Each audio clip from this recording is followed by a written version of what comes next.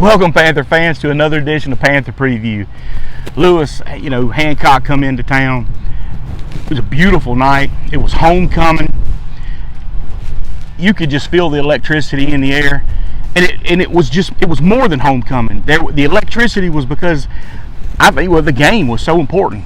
It had such playoff implications that everybody was excited about it. Absolutely, Harold. We rose to the occasion. We were really excited about it. We knew going in it was an important game. Being homecoming just added that much more importance to it for those Panthers who came home and enjoyed the game and the festivities and the crowning of the Queen and the King and all those things. But at the end of the night, it was a huge district game for us, region game for us, and by going out and performing well, the Panther football team was able to put itself in position to secure an outright playoff berth this Friday against West Harris. Well, Hancock was they were the last in our division to be, or our region to be undefeated, and then they lost to George County. And then they lost to us the next week. Right. Well, all I can say is this, is that our region is really shaken out to be a really tough region, top to bottom, between Picayune, George County, Hancock, us, Long Beach, and West Harrison. Each of those teams play really, really hard, and you've got to come out and be ready every single week. Hancock comes over with probably one of the most prolific passing games on the coast. Two of the leading receivers on the coast, one of the leading quarterbacks on the coast. And we knew going in that it was going to be tough. And then their running back, number 5, is really, really good. He surprised me. And defensively, their linebacker Hopgood's one of the best on the coast. I think he's playing in the North-South game. And so we knew that we had to go and execute. And so we start the game off. We have we have a mesh that we drop a mesh, and they get the ball back after we stopped them on the first drive. They go in and score. They go up 7-0. We come back. We have we had another issue, a snap issue, and they get the ball back. They go up 14-0 in the first quarter, and the tail of a. And at that point, it's looking, oh man, it's gonna be a long night. But I've learned with this team not to get too upset at those kind of things, because they really are a resilient bunch. They are tenacious and they're mentally tough. They don't give up. I'll give them that. And you never really saw any sense of panic anywhere on the sideline. Coaches, players, no one. And we just had that much belief in ourselves. So we go right back down. We get an interception. Jalen Parnell returns it down inside the 10-yard, right outside the 10-yard line. Next play, we get an 11-yard touchdown run, I think, by Chris Campbell. And I think that's the one that made it 12-6, I think. And then right after that, we get another stop. We're able to drive down, and we score again and make it 14-12 right before the half. Right before half. And so we go in down by 2, knowing that we're getting the ball coming out in the second half. And that was probably the most impressive start to a second half we've had all year. The offense came out, they played clean football. They were able to get on the offensive line, got on their blocks. Running backs hit the holes hard. Quarterback was accurate on his passes, and the final catch was probably was one of the best catches I've seen in high school football. Duke Carter was able to catch it right down the sideline with one hand, and was able to cradle it in and get it to the end zone.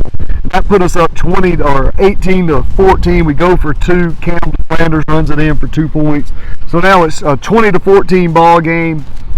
And man, it's tight. First time we had the lead, and that was right after the first drive in the third quarter. Defense plays really well. We get an interception. We think it's going to go ahead and put us up. It gets called back for a block in the back. And so we drove the ball, kept the ball out of their hands, ended up not scoring on that drive. We turned it over to Hancock, but then the defense comes up big once again. In the fourth quarter, I believe we had 2 pick sixes in the fourth quarter, and the first one was by Jason Payne, a guy that, if you've been around the program for 4 years, you've seen him grow and develop and turn into a player that's just a really, really good player. And for us, he was playing corner. Typically, he plays safety, but we knew they had some taller receivers, so we took our corners, moved them to safety, and moved our taller safeties out on the perimeter. And had a great break on the football, carried it in 52 yards for a touchdown. We go up 26-14, and wouldn't you know it, the very next series, second play, number one for them catches a 68-yard. It was a pretty pass. You have to give them. You know, Jason's right there. He's in good position, but credit to Neil Lawler and his staff. They delivered a perfect ball at the perfect time. So now it's a 26-20 game. We get the ball back. We need a couple of first downs to seal the victory. We don't get that, but then Tank Bishop plants the ball inside the 10-yard line. So we've got them backed up. They've got to drive 90-plus yards to get in the end zone. And so our defense really stepped up there and overcame some adversity there at the end. And then Tylen Wilson broke on the football, caught it, and ran it in for about a 46, 48-yard interception return for a touchdown to seal the victory pretty much. And then, of course, the defense came out. We were able to close it out. Let's go back to the play before Tylen Wilson intercepted the ball and brought it in the end zone. The It was a hook and ladder. I know everybody, because I asked you when I got here exactly what happened. So explain to everybody what happened. That was the question of the night. So he ran the hitch, caught the ball, and goes to pitch it. And we have people right there, so the pitch goes awry and hits the ground. The official on our sideline ruled it an incomplete pass. He was overruled on the other side by an official who comes in and said it was a complete pass. And so what happens then is the inadvertent whistle stops the play right there. And the clock. And the clock. It reverts back to their ball right there at that spot. So, you know, one of those deals where the rules of the game don't help you in that. Typically, a inadvertent whistle, you replay the down. Well, you know me, if it's not a Panther call, it's the wrong call. Yeah, and I'm going to tell you, the clock stopped ticking, and that's what I think I was most upset about. I mean, because we needed every second to tick off at that point. We did, and but you know, we like I said earlier, we kept our composure. Yeah. We showed a tenacity, a mental toughness, and ability to overcome adversity that's gonna, you know, this late in the season, that's what you want. You know, being 6-2 for the first time in many years is a good spot to be in. Going over to West Harrison, Coach does a really good job over there. Quincy does a really good job. They run the wing tee, the old Pearl River style Eric Collins wing tee. So they get after you and they play four quarters as tough as they can. And they're a good football team. They got a really good running back. Their quarterback delivers a good ball. They have receivers, a tight end, fullback, wide receiver that can really go get it. But their front seven on their defense, they run a 4-3 defense. They're as good as we'll see all year. They're physical. They're big. They're physical. They're tough. They run to the football really well. So we've got a tall task on our hands Friday night. They're going to be fighting, and they want the playoff. They want to be in the playoffs. Absolutely. So a win for us Friday night secures a playoff berth for us.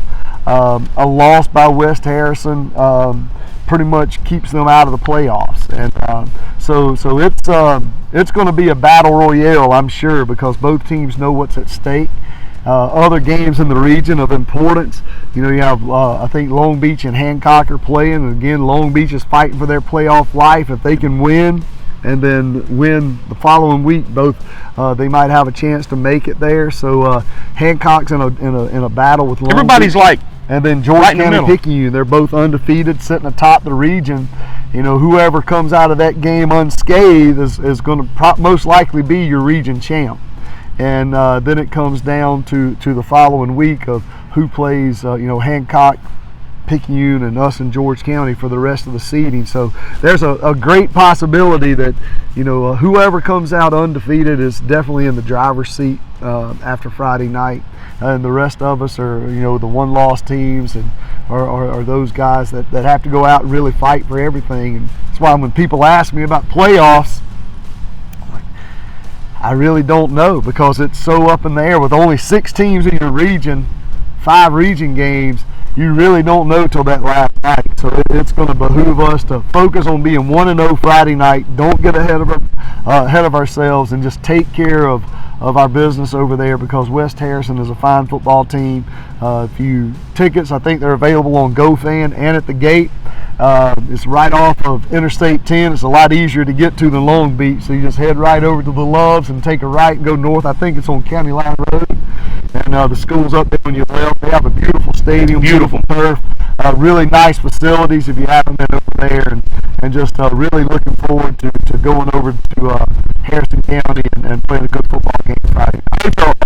We through selling cards? We still have cards. People want them. They're still out. I'm getting those in from the players right now. So if you know a player who would like to support the program, the last opportunity to purchase those will be the George County game on Thursday night, November the 2nd. So we'll have someone out in the stand selling those. So if you want to support the Panthers, come on out. Also, our middle school is going to be coming around. Our middle school district champion football team is going to be coming around. Coach Easton's coming by, and he's going to get about 200 cards to go out and sell those, so that we can buy those guys championship sweatshirts, as well as make sure they have a really nice banquet here in a couple of weeks. Well, that's exciting that's your district champs right there. But guys, you heard him say it. We're traveling to West Harrison. If you can't make the trip, you can always join us at Gulf Coast Sports Media. We're going to bring you the game on YouTube Live, Facebook Live. Find us, watch us. We'll see you in West Harrison.